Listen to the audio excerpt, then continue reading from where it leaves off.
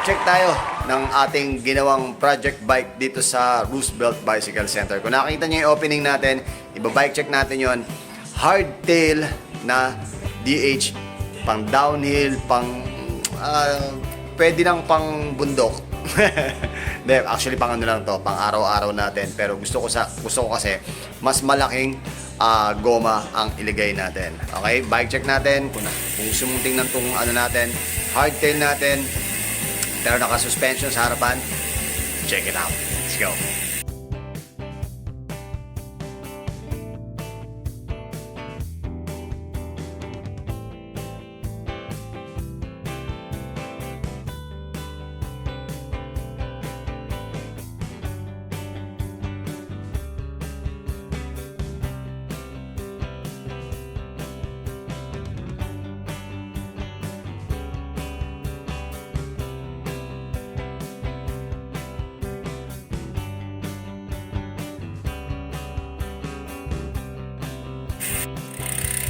Oy! Eto na mga master. Eto na, natapos na natin yung build. Actually, hindi pa siya tapos ng Labici na to. Ang plano natin gawin dito is gagawin natin, nakatubay na siya. Pero gagawin natin, papaltan ko to ng mas malaking plate. Pero tubay pa rin. Standby lang kayo kung ano ilalagay natin na plato dyan. Okay, hindi natin alam kung magku-40 tayo o ano. Standby lang tayo. Okay, bike check muna tayo. Sa frame natin, frame check muna tayo. Ito yung Cervati na Labici. Okay? Available yan dito sa Roosevelt Bicycle Center. 29er to, meron din silang 27.5. Meron silang ibang kulay nito na decals. Meron silang pink, meron silang all black lang. Ito, gold yung nasa ibabaw. Tapos, red. Labici, 29er. Ang halaga nito mga master, 7,000 to 7,500. Okay? Ayan, Labici. Pagdating naman sa headset natin, coal ang ginamit natin dito. Alam niyo naman kung magkano yung coal.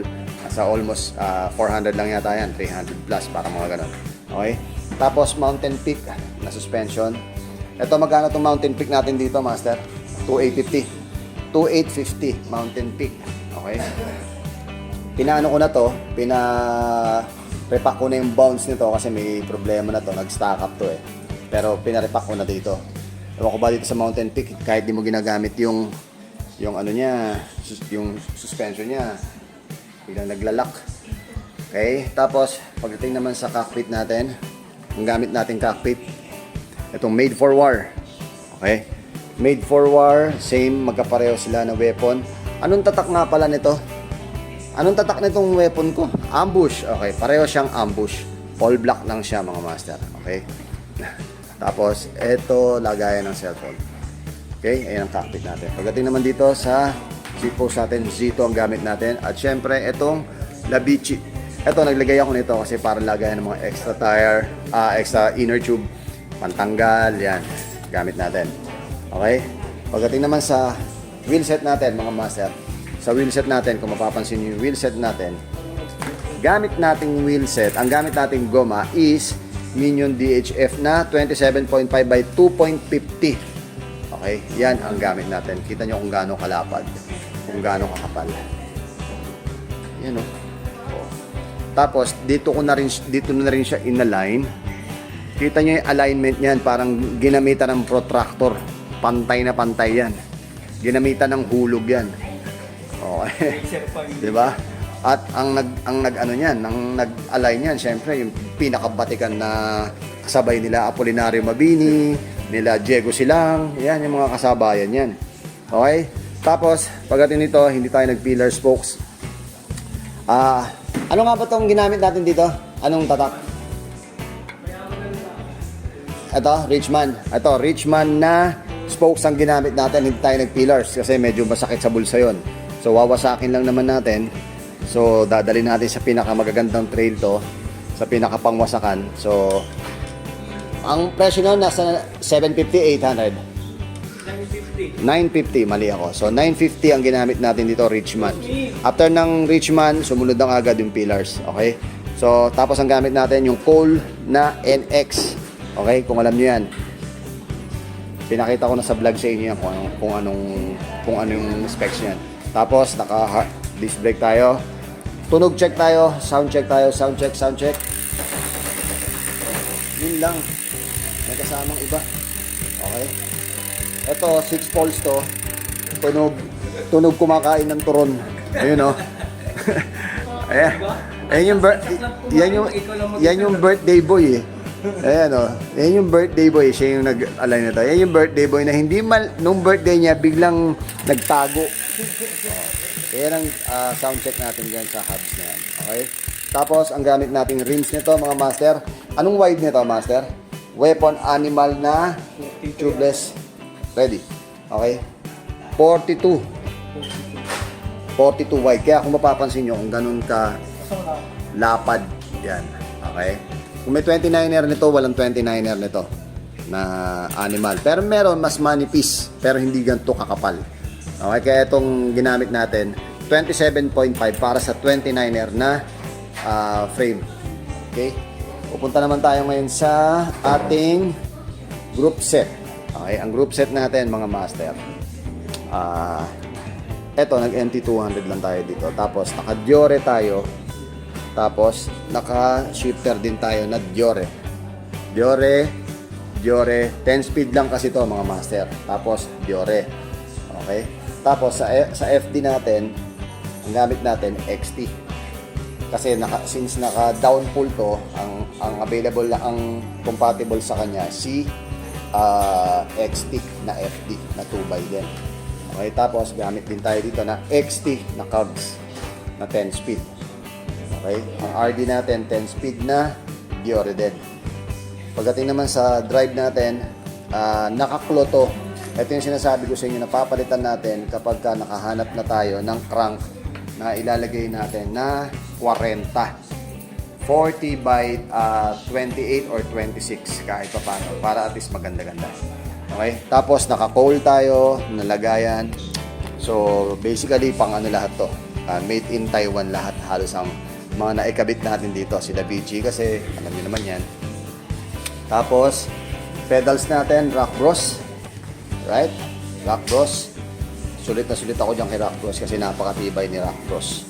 Bukod dyan, yung mga pins niya talagang makapit yan. Never pa ako nasiraan sa rock bros na to. Okay? Tapos syempre naka-hollow tech na rin tayo. Right? Tapos, inumin na natin. Alright? So, basic lang yung setup natin dito, mga master. Mukha kang naka-fat bike, pero hindi ka naka-fat bike. Okay? Pambundukan, pwede na yan. Pang ride lang, pwede na yan. Diba? So, yan lang ang basic setup natin dito. Okay? Pwede ng pamalengke yan mga master. Ayun yung frame natin na yun mga master. Sa Labici natin. Kulay pula, kulay pink, matte, tsaka may kulay red. Okay? So yun yung frame na ginamit natin. Meron 27.5 yan at meron ding 29er. So kung interesado kayo dun sa Labici frame, puntahan nyo lang dito yan kung nagustuhan nyo yung itsura ng ating binuong bike. Puntahan nyo lang dito yan. Merong, alam ko, 7.5 o 7,000 yung frame na yan. 27. 7.5, okay. 7.5. 27.5 or 29er, 75, tama? Okay. So, puntahan nyo lang dito yan. Ay, meron palang gray, oh. Yun, oh, gunmetal, oh. Maganda yun, mga master. Oh. Gunmetal. Ganda yun. Okay? Yan na. Okay lang. So, okay. Puntahan nyo lang dito yan. Tapos, sa handlebar natin, mga master, ito yung ginamit natin. Ang mura lang nito, oh. 700 lang to mga master. 700 lang para sa ambush. Ambush ang ginamit natin. Nakita nyo yung ano natin, cockpit natin. Yan yung ginamit natin. Okay? Weapon. Hoy, at syempre available pa rin dito sa ating Roosevelt Bicycle Center ang Stingray Therapeutic Spray mga master. Mga master, pagka nagra-ride kayo at medyo nakakaramdam kayo ng pulikat, saka pagod na yung muscle nyo, lalo long ride, ODAX, yan mga master, subukan nyo yan. Subukan nyo yan, available lang dito sa Roosevelt Bicycle Center. Stingray Therapeutic Spray. Ito, hot and cold to. Ito cold lang. Kapag ka nag-overheat ka na sa ODAX, spray mo lang sa muscle mo yan. Naku po, powerful yan. So, maiibsan ang inyong muscle fatigue, muscle stress. Okay, dalawang klase yan. Ito yung classic, At ito yung ice natin, okay? So, kung gusto nyo matesting yan, para malaman nyo yung feeling, punta lang kayo dito sa ating model, okay? Classic at ice. Okay, punta lang kayo dito mga master. Tester yan, pwede nyo subukan yan, okay? At syempre, available din dito ang ating Papa Jack Degreaser. Okay. Ayan, available yan mga master. Puntahan nyo lang dito, okay? Kung meron kayong ibang pang katanungan, PM lang kayo sa page or mag-comment lang kayo sa ating episode na ito. Right? Ayun, okay na. Pinakita ko lang sa inyo mga master yung mga binuo natin, binuo ng kaibigan natin. Ito yung nagbuo ng bisikleta natin ng rim set. Tapos ito yung kaibigan ko na nagbuo naman ng bike natin. Yan, ito yung kaibigan natin. So ngayon, pumunta lang kayo dito kung gusto nyo magpabuo sa kanila ng ganun ka-specific na bisikleta dito sa may Roosevelt Avenue, Quezon City. Actually, Fernando po na yan ngayon. Okay? Yung mismong lugar nito nasa description below. Hanapin nyo lang. Okay? So yun lang. Maraming salamat sa inyo. Hanggang sa muli. Palaging tandaan. Palawakin ang kalaman. Mahirapan pero may susuko. Ako po si Papa Jack. At ito po si Labicho. Paalam.